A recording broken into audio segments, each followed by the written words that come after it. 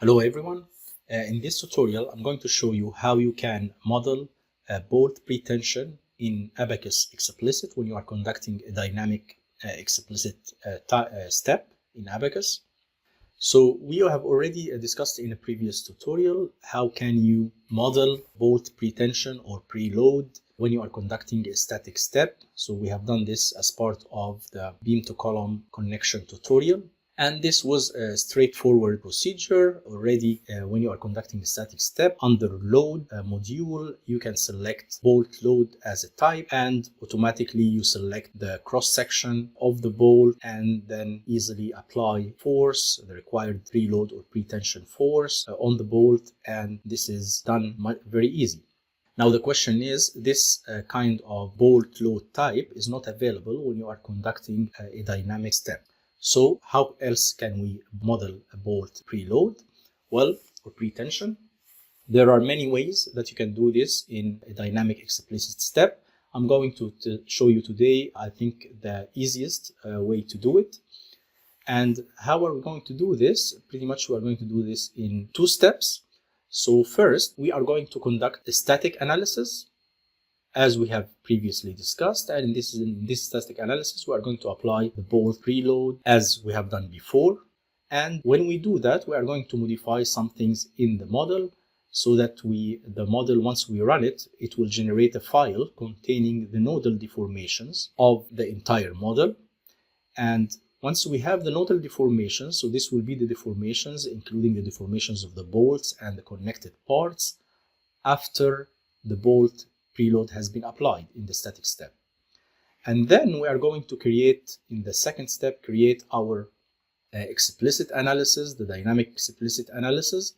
And when we will request in this dynamic explicit analysis to import this nodal deformations as an initial imperfections. So this will be equivalent to having bolt pretensions already applied before you conduct your explicit analysis.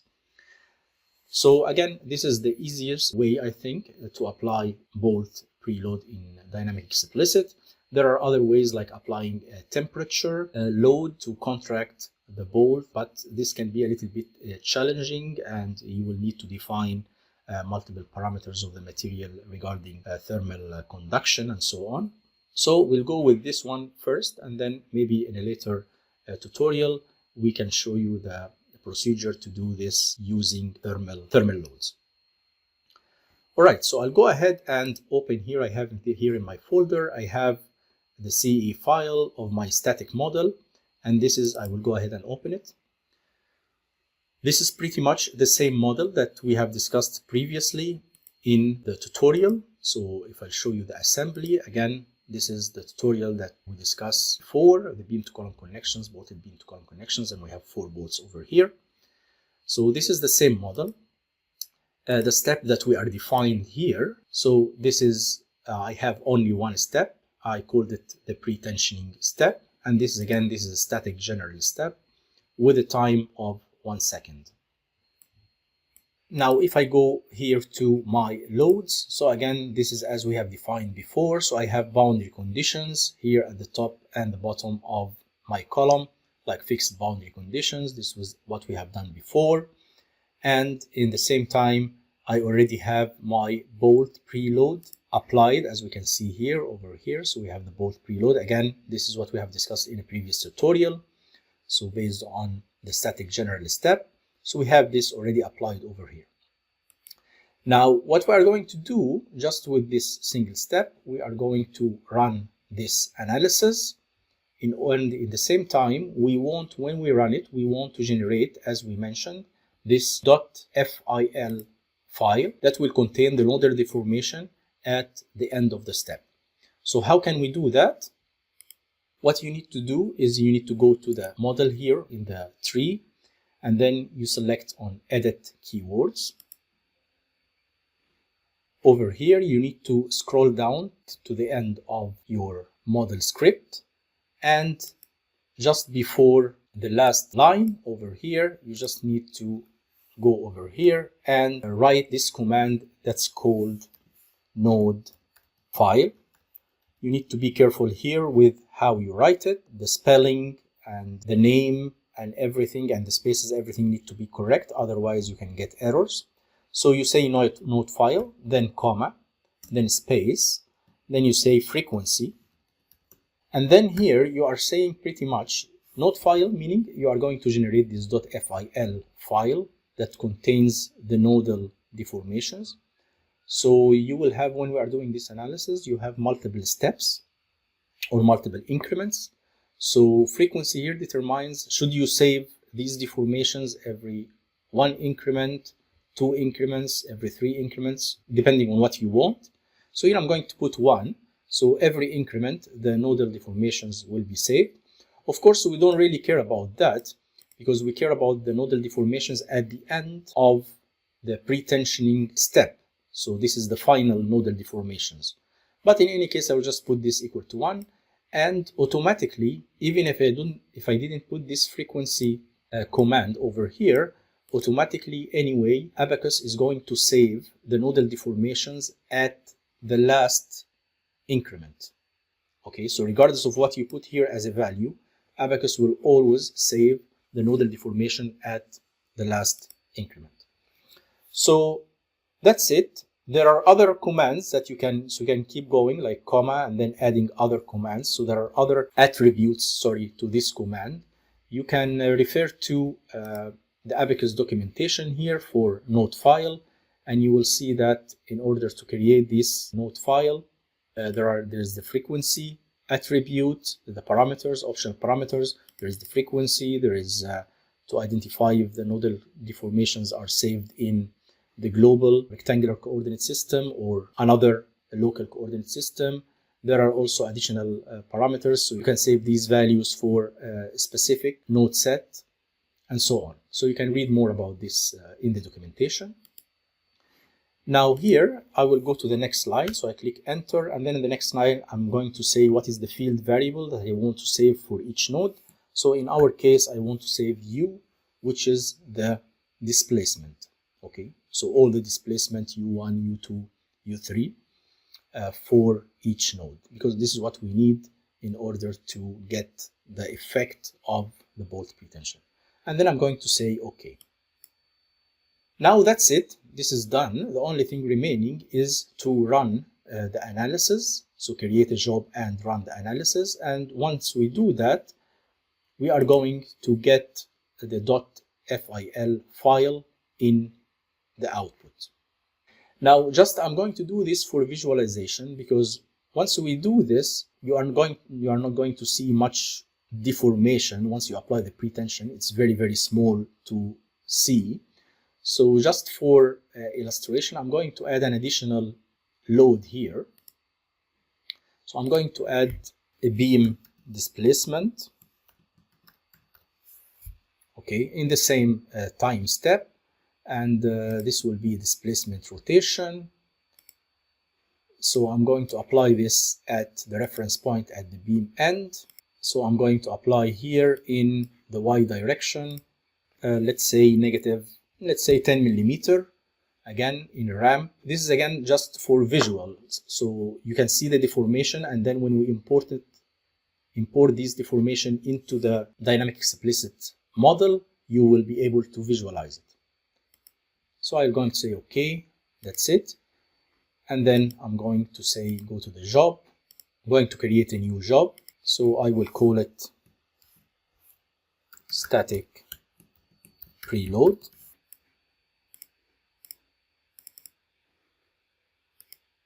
And I'm going to submit the job. So while the job is being run, you will see here that the files, the output files, the ODB and so on will be generated. And you are going also to see the .fil file will be generated, which will contain the nodal outputs.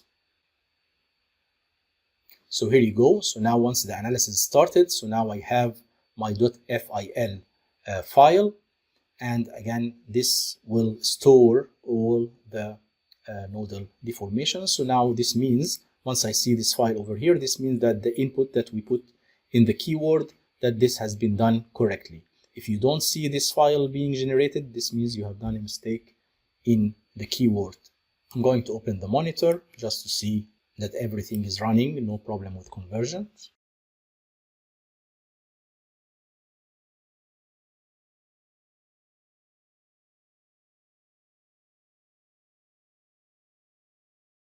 So now, as we see, the analysis has concluded with no problems. So I'm going to say dismiss. Of course, this is a very simple model, so you shouldn't encounter any problems, just pretensioning load. So I'm going to look at the result just to make sure. If I look here sideways, yeah, so I can see here some substantial deformation. Of course, there is the bolt preload that took place, but if we just put the bolt preload, we will not see much deformation. So this is why, again, we applied this beam displacement just to see more deformation. Now, what we want to do now is to import this deformed shape of the entire connection as the initial imperfection of my connection to start the dynamic explicit model.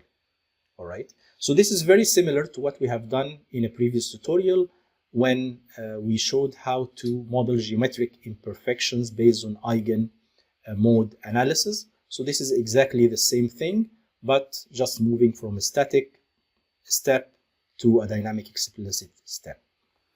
So now everything looks fine. So what I will just do now, I'm going to actually use the same model again to create my explicit model. So I'm going to save now a copy of this model in order to create the new dynamic explicit step. So I'm going to save it in the same location. Of course, you need to be in the same location in order to be able for the new model to read the .fil file. So I'm going to say this, call it explicit model. So now that's it. What I need to do now, I need to go back to my model and I need to modify whatever I need to modify to create my dynamic step. So let's start first by just clearing out, going back to the keywords. And then I'm going to say discard all edits, because now we don't need this thing for writing the output file, the .fil file. So I'm going to say discard all edits. And then I'm going to go to the interaction. My previous interaction, we had this general interaction that we have created before to simulate the hard contact and separation between the plates. So I'm going to delete that because this needs to be redefined if we're going to create an explicit step. So I will not be able to create an explicit step unless I delete this interaction, which is based on the static solver, an implicit solver. So I'm going to delete this first. And then I'm going to go to the step. I'm going to delete now my pretensioning. I don't need this anymore. And then I'm going to create my explicit step. So this, whatever, this can be called whatever, loading, dynamic, whatever you want to call it. And again, in that case, we are going to go with dynamic explicit or dynamic temperature displacement explicit, any kind of explicit model that you want to do. I'll just do the dynamic explicit because it's much easier. We don't need to define thermal properties for the material. So I will go with dynamic explicit. Now again, I need to define the time period. Again, here, this is just for illustration. So I just keep the time 1 second. I can add like some mass scaling if I want this to run faster. So this we have discussed again in a previous tutorial on the explicit solver. So I'm going to do scaling by the time increment. I'm going to use 2e to the -5. So now I have my dynamic explicit. The only thing that I will need to change, I just need to go to the interaction again, and I will redefine the general interaction. So I'm going to define this in the initial. So I will call this general interaction. And I will define this into the initial step, and then it will propagate. So now it's general contact explicit. So this is why we needed to delete it before. And then I'm going to say continue. And then I'm going to select already the property for the interaction that we have previously defined. I'm going to say OK. One more thing you need to remember in the mesh. So you need to redefine your mesh, because now the mesh of each part was based on the static step. So we need to redefine the mesh element types to be the explicit element types. So I'll just do that for each component. The only thing that I'm going to do, I'm going to use the same element type that I had before in the tutorial, and I'm just going to select here explicit other than the standard. That's it, and I'm going to do the same for all other components.